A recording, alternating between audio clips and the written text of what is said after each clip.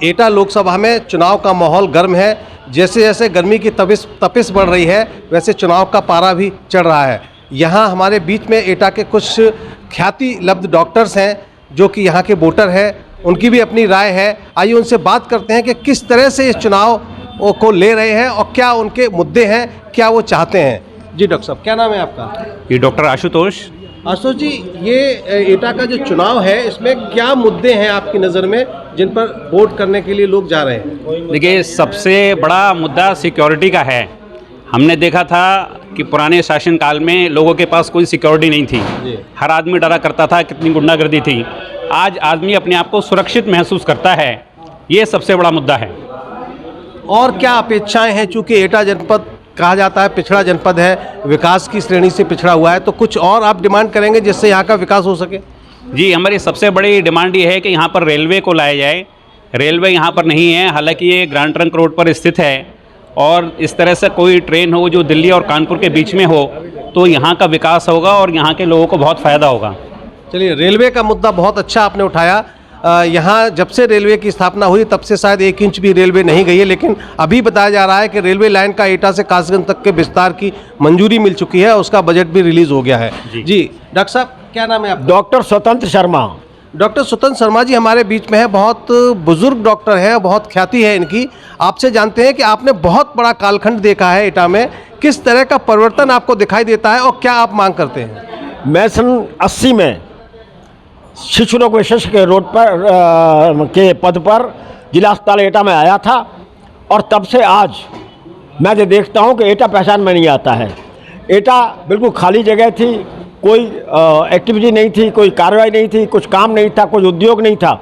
लेकिन आज इस समय देखता हूं तो बड़ी बड़ी 5-5, 6-6 मंजिला बिल्डिंग खड़ी हैं, लोगों का काम अच्छा चल रहा है और किसी को भी दिक्कत नहीं। मेडिकल कॉलेज खुल गया है तो चिकित्सा की भी दिक्कत नहीं है इस समय, वो काम भी बड़ा अच्छा हो रहा है।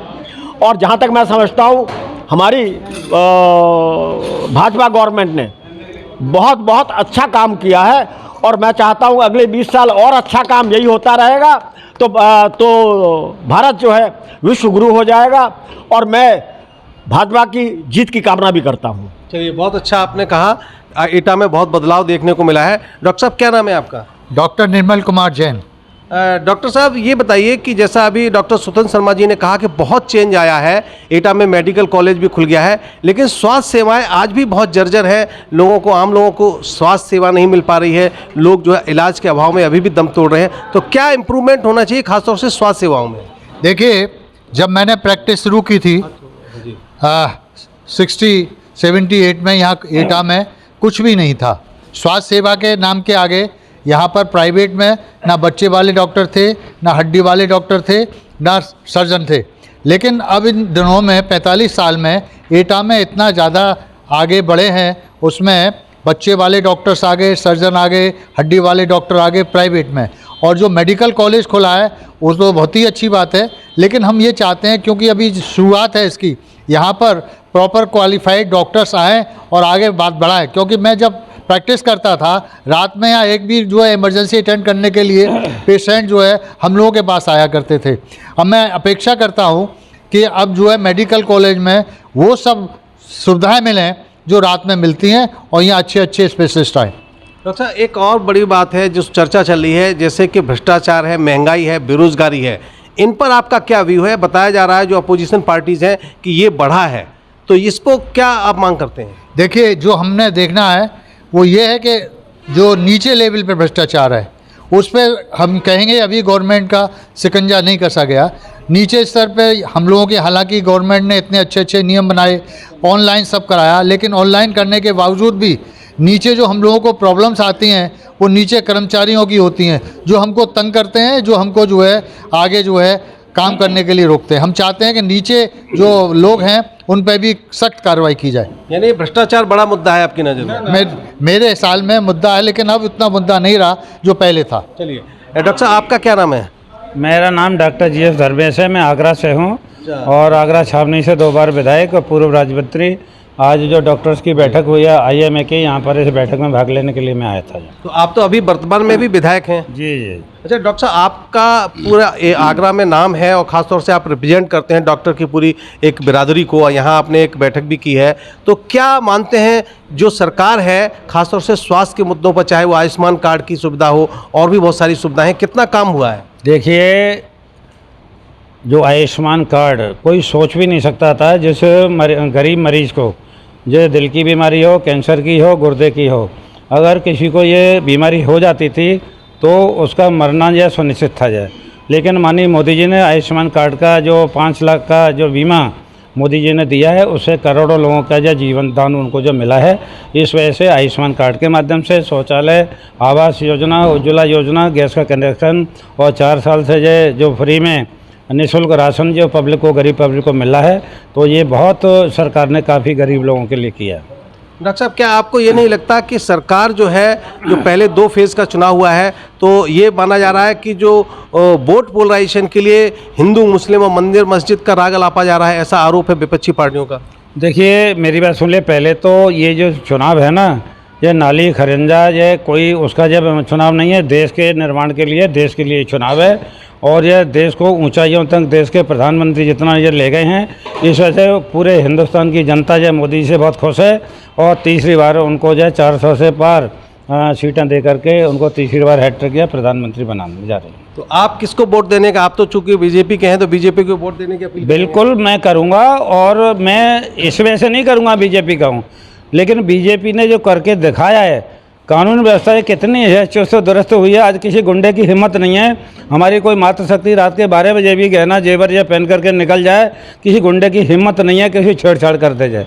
और पहले क्या होता था, पहले अत्याचार, लूट, डकैती, बलात्कार, अपहरण जो काम मतलब धंधा चलता था। और जो कोई भी जो उद्योगपति या कोई व्यापारी अपने प्रतिष्ठान से घर जाता था, बैग में पैसे या जो को सामान ले जाता था, सभा के गुंडे रास्ते में लूट लेते थे। और अगर कोई विरोध करता था, जो थैला नहीं देता था, सीधे गोली मार देते थे। तो इतना जो अत्याचार उस समय जो हो रहा था, पूरा आतंक का वातावरण था जो। और जिस तरह से कानून व्यवस्था ध्वस्त थी, और पूरा ये सैफई से पूरा उनके ऊपर बर्दाश्त रहता था। अपहरण इतने होते थे जो सैफई में जाकर के हैंडलिंग होती थी। तो इस वजह से जनता ने 2017 में योगी जी को जो अपना जो भारतीय जनता पार्टी की सरकार बनाई, और योगी जी उत्तर प्रदेश के मुख्यमंत्री बने। आपने कहा कि सपा के गुंडे लूट लेते थे, गुंडा राज था, अत्याचार था, लेकिन अब हम देख रहे हैं कि जो आपकी पार्टी है उन्हीं सपा के गुंडों को भर्ती करती जा रही है, उन्हीं सपा के गुंडों को वॉशिंग मशीन में धो के साफ कर देती है। तो ये क्या है? देखिए, ऐसा नहीं है, कोई भी सपा का गुंडा जो है हमने जो शामिल नहीं किया भारतीय जनता पार्टी ने, नंबर 1। और जिनकी कुछ आप लोगों के जो जिन विधायकों की कुछ बात जो करना है, मैं जानता हूँ, मेरे सामने ही बैठते थे वो। लेकिन जो उत्तर प्रदेश इसने अखिलेश यादव जी ने जिस तरह PDA जो चलाया था कि भाई ये मतलब PDA पिछड़ा, दलित और अल्पसंख्यक, उसमें जब उसका जो राज्यसभा का जो चुनाव हुआ था, उसमें उस नियम को उन्होंने खुद तोड़ा था अखिलेश ने। तो उससे जो नाराज होकर के वो सारे जो विधायक हमारी भारतीय जनता पार्टी में आए थे। चलिए, हमारे बीच में है एटा के ही प्रतिष्ठित डॉक्टर शैलेंद्र जैन।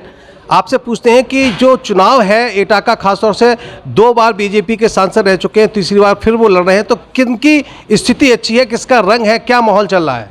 जीतेंगे तो राजू भैया ही। कैसे जीतेंगे? इतना बड़ा मेडिकल कॉलेज दे दिया।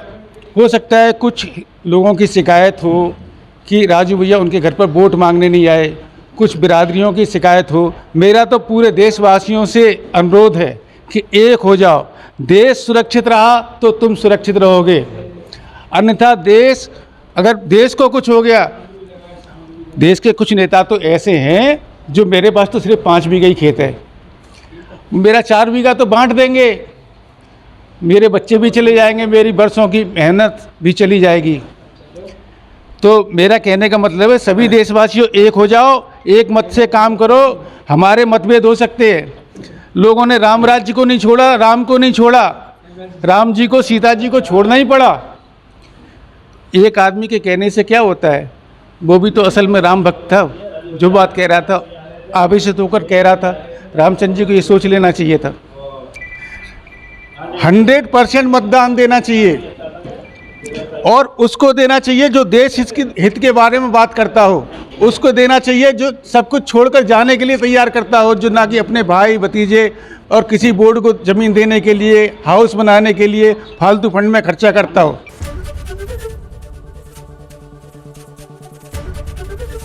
एबीपी गंगा, खबर आपकी, जुबान आपकी।